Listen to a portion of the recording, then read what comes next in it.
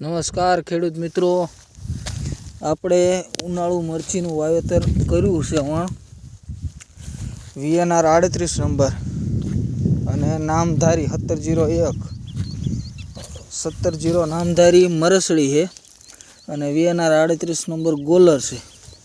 એની અંદર કાંકડીનું અને ચોળીનું બેયનું વાવેતર કરેલ છે. તો બધા ખેડૂતને મારું કહેવું એવું છે કે ઉનાળુ મરચી કરો તો નકરી મરચી નહીં, ભેગું સોળી, કાંકડી, આવું જે થ્રિપ્સનો એટેક થતી ઓછી વસ્તુ હોય એવું વસ્તુ વાવવું, ડબલ પાક ટૂંકમાં લેવા. વચ્ચે ચોળીનો સા છે ટપકમાં અને મરચીનો સા એક જોઈ શકો છો તમે. કોઈને પણ આ રીતનું કરવું હોય તો મસ્ત આઈડિયો છે. આ